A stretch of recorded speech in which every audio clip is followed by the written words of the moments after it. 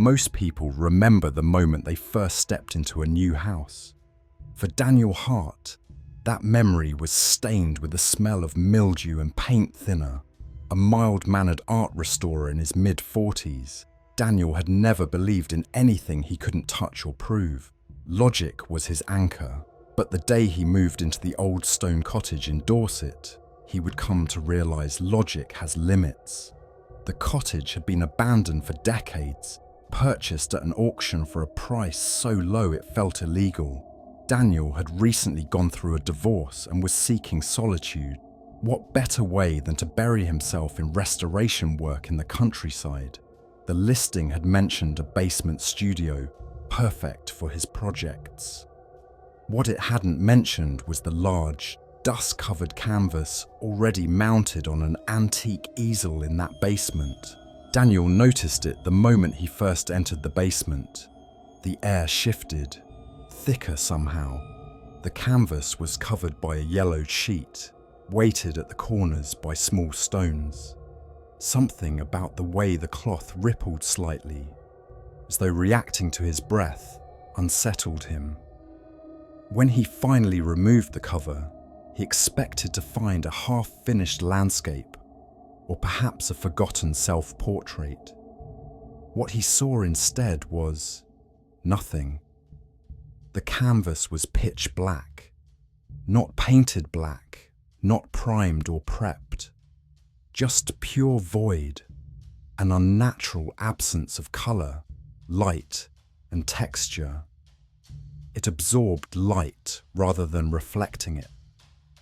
Curious, he touched the surface. It was cold, too cold. Over the following days, Daniel began to dream, not ordinary dreams, but vivid, twisted visions of narrow hallways, bleeding walls, and an endless knocking sound that echoed from behind locked doors.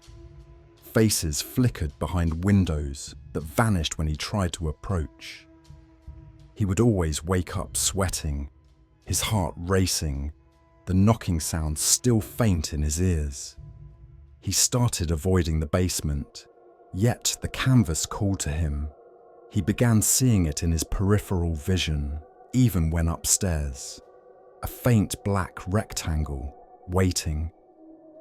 Once, while brushing his teeth, he saw a small smudge of darkness in the bathroom mirror.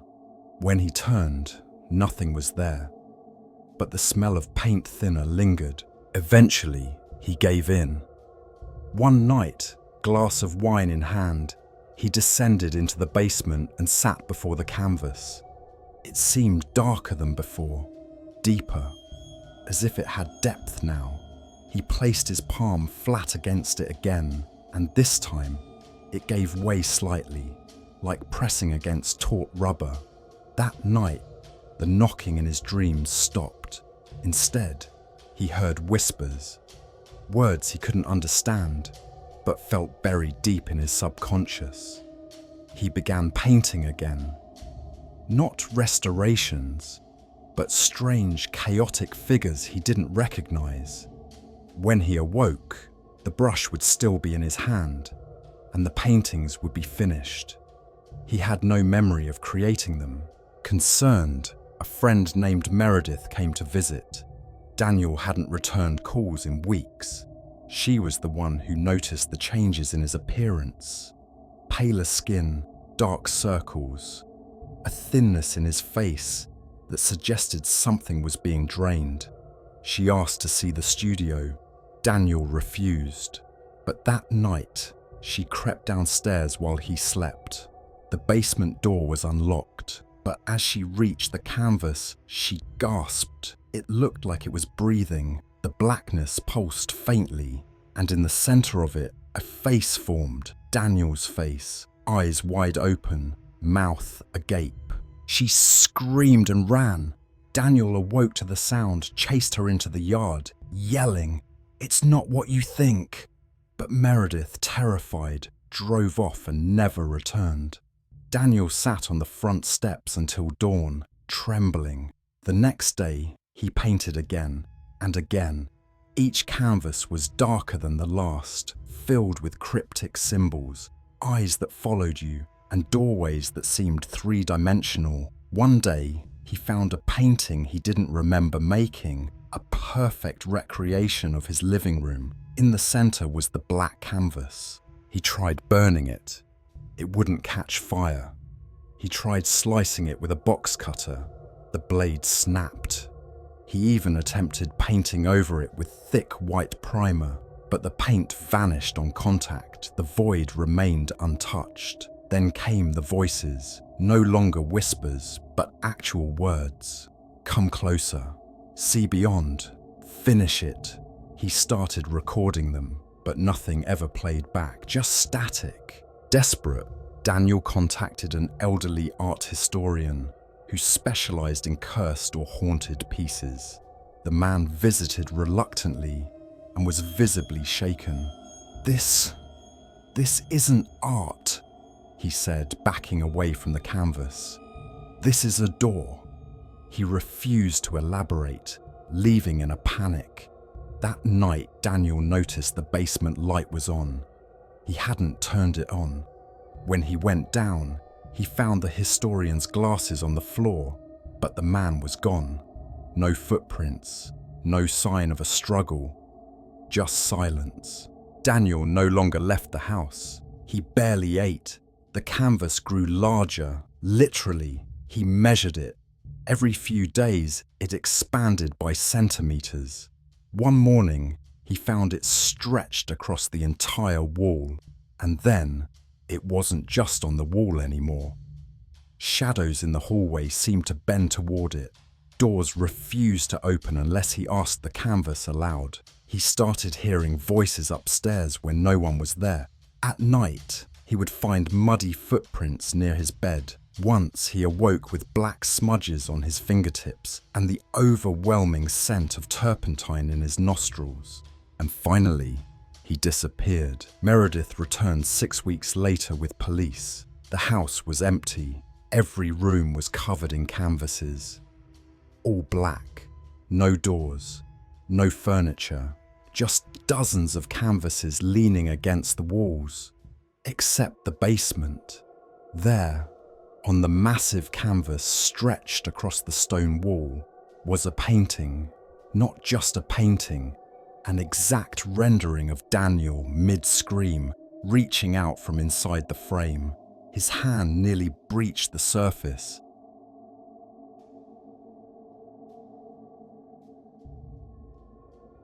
The rain had just begun to fall when Melvin Harper pulled up in front of the aging countryside house. He sat in his car, engine still running, watching the silhouette of the place through his fogged-up windshield. It was the kind of house that looked haunted even on a sunny day. Wooden, cracked shutters, moss creeping up the stones, and a rusted wind chime that squealed with every gust. Melvin sighed, switching off the engine. This was his uncle's house, or rather, what remained of his uncle's legacy. He hadn't been here since he was a teenager. Back then, the house had felt mysterious but welcoming. Now, with the death of his reclusive uncle Ernest, a once renowned but later forgotten artist, the property had been left to Melvin, the last surviving family member. And somewhere inside that house, supposedly locked away, was the final canvas his uncle had ever painted. A piece nobody had ever seen. The smell hit him the moment he stepped inside. Stale air, linseed oil, and something else, something faintly metallic. The lights flickered when he turned them on, revealing dust-laden furniture and canvas sheets draped like ghosts across forgotten shapes. The art studio was upstairs, he remembered. His uncle had spent his last years locked in there, claiming inspiration only came in isolation. Melvin climbed the stairs, every creak of the wood beneath him sounding like a whisper. He paused before the studio door. A single black key lay on the floorboard, right where the police had said they'd found it after Ernest's body was discovered slumped at his easel, eyes wide open, lips parted, in what looked like awe or horror. The door opened with a reluctant groan. Inside, the room was unnervingly pristine. The walls were lined with finished canvases, but all of them were covered with white cloths. At the far end stood the final painting, still propped on the easel, still facing the wall. Melvin approached slowly, a strange heaviness in the air making it harder to breathe. He reached out and gently pulled the canvas around. At first glance, it was abstract, twisted colours, a humanoid shape caught in motion, eyes where they shouldn't be, mouths half-formed, screaming silently from the painted void. But as he stared, something shifted. Not the canvas, but within him. It felt like the painting was looking back, judging, speaking in a language beyond words. His hands began to tremble. He stumbled back and noticed a journal lying beside a box of oil paints. It was his uncle's handwriting, pages upon pages of scribbled entries. Madness disguised as genius. It doesn't want to be painted. It feeds on the act of creation. Every stroke is a prison wall chipped away. I see it in my dreams now. I feel it watching. It will be free soon. Melvin slammed the journal shut. The air had grown colder. Though the window was closed, he turned back to the canvas and froze. The figure had moved. Its hand, which had once been reaching upward, was now pointing straight at him. No way, he muttered, blinking hard. But it was unmistakable. The position had changed. Backing out of the studio, he tripped on the rug and fell hard on his side. Pain bloomed in his ribs, but he scrambled to his feet and slammed the door shut. He fumbled for his phone, but the screen was black. The hallway light dimmed, buzzed, and went out entirely. Melvin was suddenly wrapped in pitch darkness. Downstairs, he heard it, the unmistakable squeal of the wind chime, even though the air was dead still. Then soft footsteps, not upstairs, inside the house, floorboards shifting. Melvin's breath hitched. The studio was locked, wasn't it? He slowly crept down the hallway, gripping a broken table leg he'd found. Shadows flickered across the stairwell. Then, from the corner of his eye, he saw it. Something tall, gaunt, painted in tone and colour that defied reality. It stepped from the wall, as though peeling itself off the canvas and into the hallway. Melvin screamed and swung the makeshift weapon, but it passed through air. The figure wasn't quite solid, more like a smear of oil in the air. But it stared with painted eyes, eyes that knew him, remembered him. It raised its hand, mimicking the gesture from the canvas, and pointed again. Melvin turned and ran, the house warping behind him. Walls stretched, doorways vanished, and stairs bent into impossible spirals. He burst into the main room and reached for the front door, but the knob melted into the wood, as if the house had repainted itself. His uncle's voice whispered behind him. It only needed one more stroke, one more believer. Melvin turned. The canvas stood in the center of the room now, no easel in sight. A brush floated in the air, hovering toward his hand. Against every instinct, he grabbed it. His arm moved without his will, painting something on the canvas. A self-portrait. Realistic. Too realistic. As he painted, he felt pieces of himself being drawn out. Not metaphorically, physically. His skin paled. Veins faded. Melvin's reflection in the nearby window began to vanish. The strokes on the canvas grew in clarity. The figure in the painting smiled. Then everything stopped. The brush fell. The painting was finished. Melvin was gone. Days later, an estate lawyer visited to inventory the house. The police report had already been closed as a disappearance. the lawyer found the studio door ajar. He stepped inside and saw the final canvas. A man painted with lifelike detail, mid-scream, one hand reaching outward, eyes wide, mouth gaping. It was signed in red, M.H. The lawyer turned to leave. As he closed the door behind him, he could have sworn the man in the painting blinked.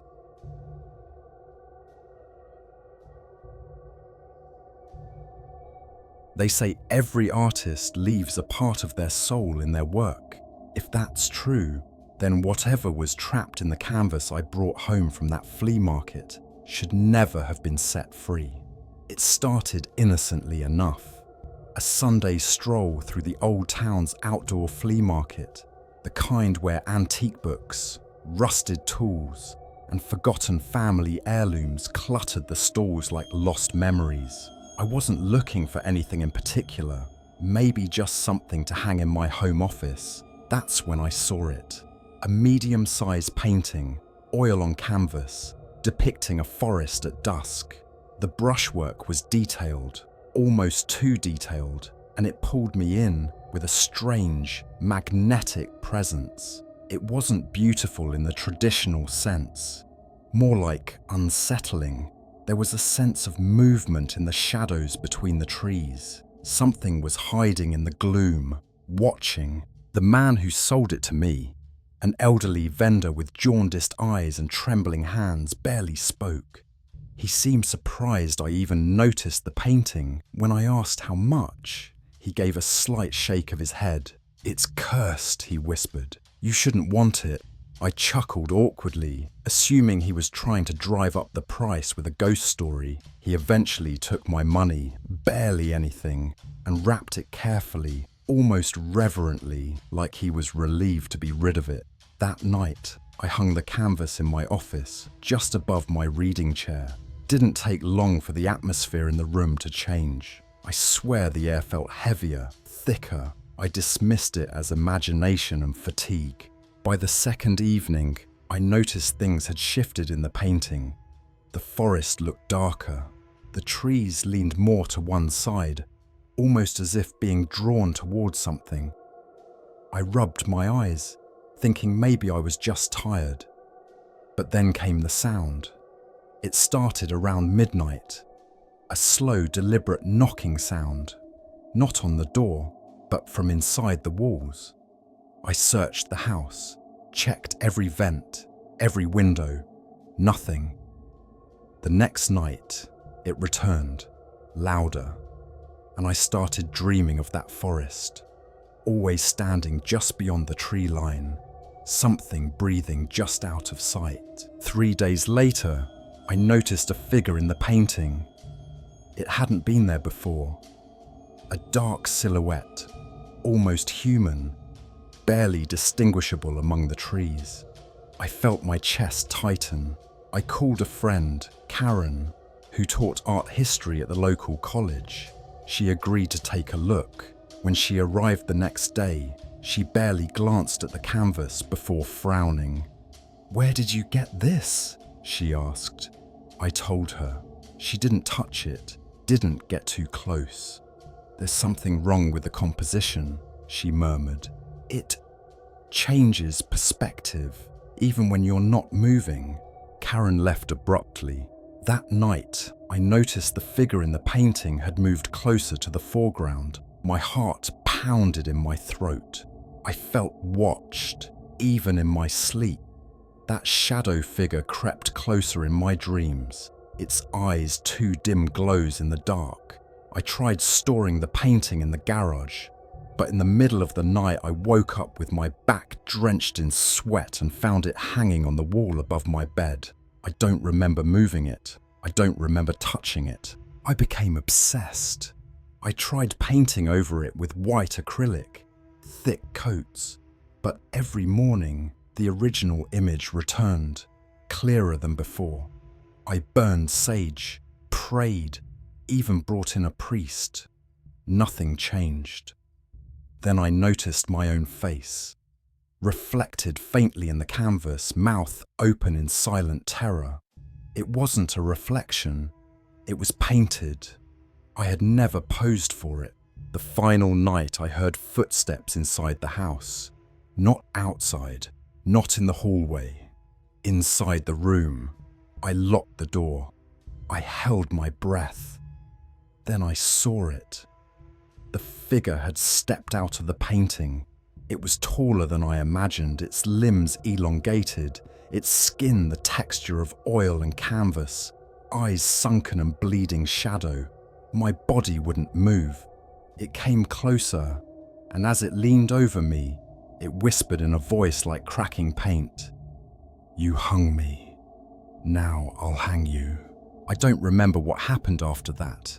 I woke up in the morning on the floor. The painting was gone, but where it once hung, there was a different image. Me. Painted perfectly, mid-scream, eyes wide in terror. It wasn't just a painting, it was me. Now it hangs in the same stall at the market, waiting for the next one.